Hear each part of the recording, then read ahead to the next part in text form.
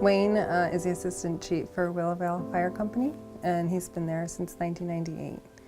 I mean, it's an honor that I could say that my husband is a volunteer firefighter, as much as it can be hard, you know, if we're doing something and then he gets up and leaves, or middle of the night, it's 3 in the morning and the pager goes off, there's a fire, he goes. Wayne is probably one of the nicest people you'll ever meet.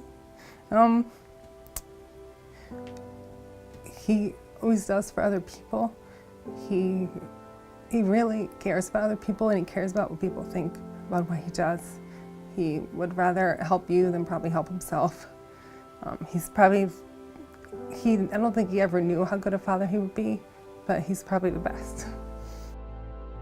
Wayne worked nights, so he was tired all the time anyways. So he'd come home, he would sleep during the day, and then he'd be up for a little while, and then he would have to take a nap.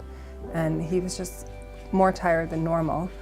Then he got a cold that we just kind of never went away. And so I'm like, okay. So he started to get swollen lymph nodes. So we went to the doctors, they did antibiotics, antiviral, antifungal, they did everything, and it just never really went away. We went in to see the surgeon. He sat us down and he said, I hate to tell you this, but your husband has cancer. Wayne has ALL, which is acute lymphoblastic leukemia, or lymphoma. I never saw somebody in so much pain. It's awful. It's awful. To see somebody in pain that you can't help. Being a wife, being a nurse. It's awful. When you have a family member diagnosed with cancer, it's not just that person going through it, it's the family going through it. And at the time it was Wayne and I. So financially, we've spent thousands of dollars on co-pays. So I can't imagine what people go through that don't have insurance. But it's incredibly expensive.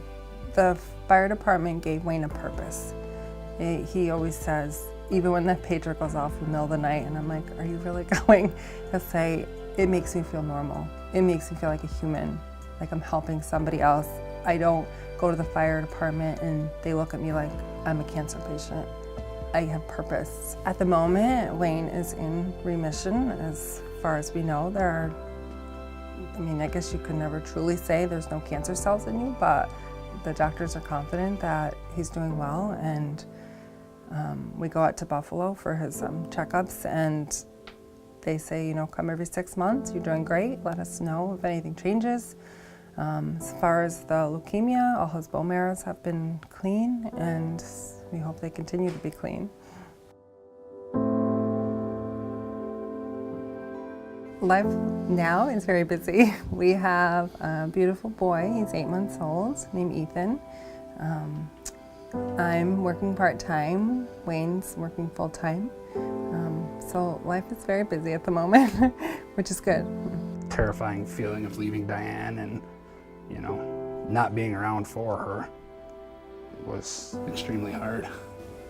It means the world to you. I mean, you can never repay these people. I can never repay her for, you know, the late nights, the screaming, the waking up in the middle of the night, and excruciating pain for reasons we can't figure out because of the medication. The being sick, the not wanting to get out of bed, her having to do all the shoveling around and cleaning the house while I couldn't get out of bed for almost a year.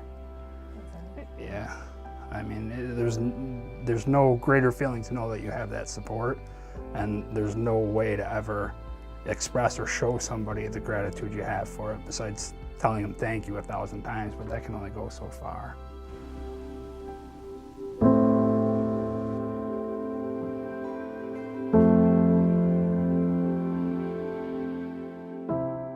Tony's been volunteering for 10 years. He volunteers for the Schuyler Volunteer Fire Company.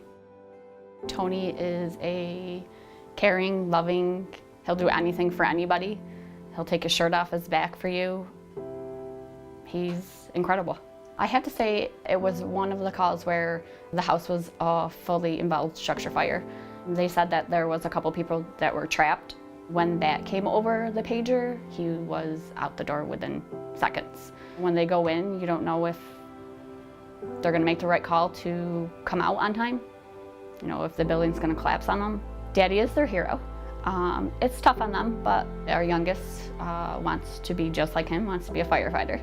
He called me and he said, my doctor called me. He's like, and I have cancer. We actually didn't say anything to our kids for about maybe a month after. When we told them, they were devastated. Everybody was devastated.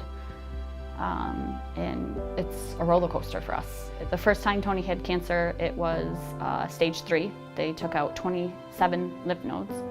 The second time he had cancer, it metastasized to his liver.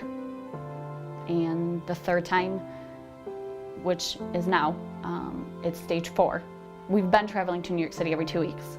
The cost of going to the city and everything that's going on, we obviously have to take it a day-to-day basis because it is a hardship.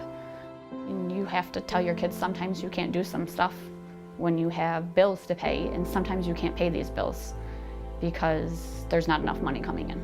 And then when you try to go get help, you can't get help. The volunteer fire service has helped our family extremely. They've always been there for us. They've been there for us day one.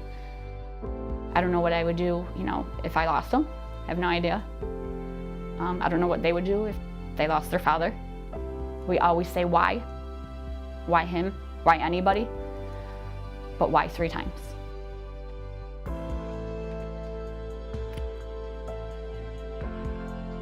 It's a struggle every day when the kids say, Dad, can you go do this? And he's like, I can't, I'm tired. You know, I'm on my chemo, I have to watch what I do. I'm scared. Every time, most frequently the last time, I was angry, I was mad. Why? Why me? Why anybody? I mean, I've never done anything growing up. I've always been out there to help everybody else, and this time I had to ask for help. When he was on the chemo and still on the chemo, and the first time around, you know, I didn't say it to him. I, you know, lied to him about it.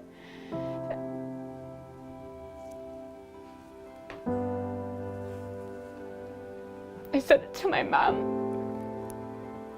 Did he look sick? And he did. It's a struggle every day.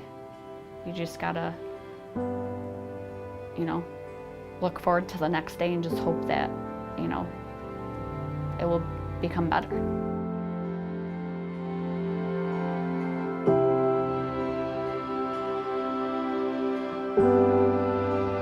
John and I have been married for over 32 years. We have 3 beautiful children. Alyssa, who is married and had just recently had a beautiful baby boy, William John.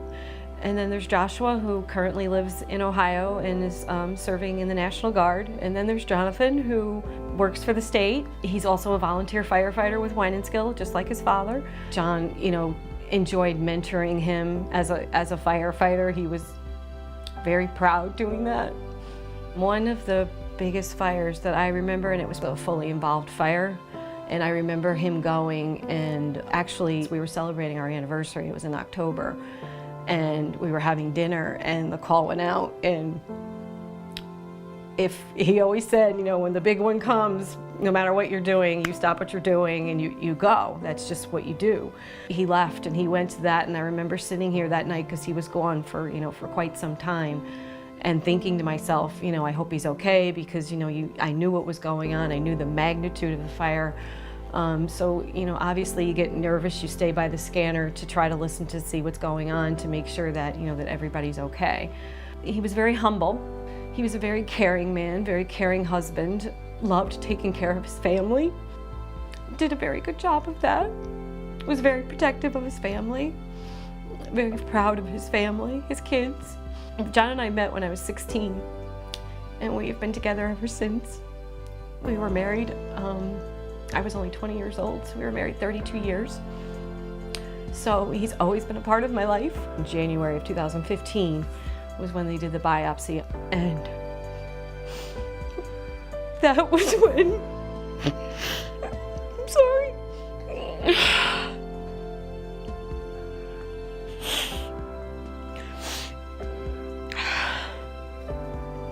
The lumps came back that he had amyloidosis, which none of us had ever heard of. And if you look it up online, it's a very scary disease. So they sent him for a bone marrow biopsy, and it came back that he had multiple myeloma. Financially, yes, it was, it was a burden. I was only working part-time, so, my part-time pay and trying to, to pay all your bills, and you're obviously bringing in less income than you were before.